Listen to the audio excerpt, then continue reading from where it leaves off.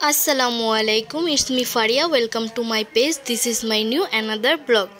শুরুতেই ঘুম থেকে উঠে কাজে লেগে পড়লাম, যেহেতু আজকে জুম্মার দিন, শুক্রবার, সবাই একটু ব্যস্ততার ভিতরেই থাকবে। জানি না কেন জানি শুক্রবার দিনই আমাদের তাড়াহুড়া লেগে যায়, সবারই কেমন হয় কিনা জানি না। তো ঘুম থেকে উঠেই দেখছি আব্বু চিংড়ি মাছ নিয়ে আসছে, তো কোটার জন্য বসে গিয়েছি, যেহেতু আজকে এটা রান্না করব দুপুরে।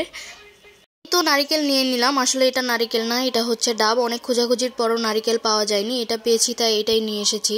চিংড়ি মালায় রান্না করব নারিকেল ছাড়া, তা কি হয়? এই তো আমার নারিকেল ব্লেন্ড করা শেষ অলরেডি। এর মধ্যে মাংস রান্নার জন্য তেল, মরিচ, পেঁয়াজ কুচি, হলুদের গুঁড়ো, মরিচের গুঁড়ো, তারপরে ধনিয়ার গুঁড়ো, জিরা বাটা, আদা রসুন বাটা, তেল, যাবতীয় যা আছে সব কিছু দিয়ে মাখিয়ে আমরা আজকে গরুর মাংসটা রান্না করব।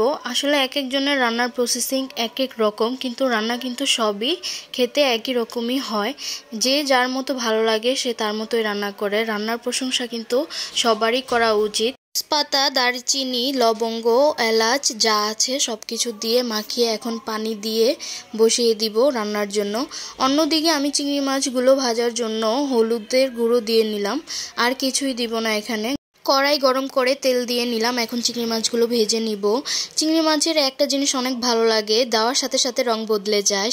মাছগুলি উঠিয়ে নিয়ে ওই কড়াই আমি তেল দিয়ে দিব। এখন পেঁয়াজ কুচি, মরিচ কুচি, আদা রসুন বাটা, জিরা বাটা দিয়ে ভালো করে নেড়ে চেড়ে পানি দিয়ে দিব মশলা কষানোর জন্য। পানি দিয়ে দেওয়ার পরে হলুদের গুঁড়ো, মরিচের গুঁড়ো, তারপরে ধনিয়া গুঁড়ো দিয়ে লবণ দিয়ে কতক্ষণ কষিয়ে নিচ্ছি।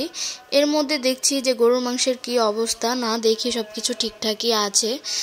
এরপর চিংড়ির জন্য কষানো মশলায় আমি ব্লেন্ড করা নারিকেলটা দিয়ে দিব, দিয়ে অনবরত নাড়তে থাকবো যেহেতু নিচে লেগে না যায়। এর মধ্যে পানি দিয়ে নিলাম, পানি দিয়ে দেওয়ার পরে চিংড়িটাও দিয়ে দিব। চিংড়ি দিয়ে হালকা চিনি দিয়ে দিব স্বাদের জন্য। এরপর ধনিয়া পাতা দিয়ে নামিয়ে ফেলবো। এরপর গরুর মাংসের দিকে চলে যাব। কয়েক টুকরো আলু দিয়ে কষিয়ে নিব আবার কতক্ষণ, তারপরে ঝোল দিয়ে ঢেকে দিব সিদ্ধ হওয়ার জন্য। পোলাও রান্নার জন্য হাঁড়িতে তেল দিয়ে দিলাম। এখন পেঁয়াজ কুচি, তেজপাতা, এলাচ, দারচিনি দিয়ে পোলাওর চালগুলো ভালো করে ভেজে নেব। আম্মু বলেছে যে যত ভাজা হবে ততই নাকি পোলাওটা ঝরঝরা হবে।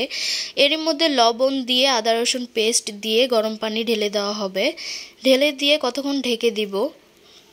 এই তো আমার পোলাও রান্না করা শেষ। একটা কাপড় দিয়ে ঢেকে দিলে কিন্তু পোলাওটা আরও বেশি ঝরঝরা হয়, ভিতরে কোনো পানি পানি থেকে যায় না।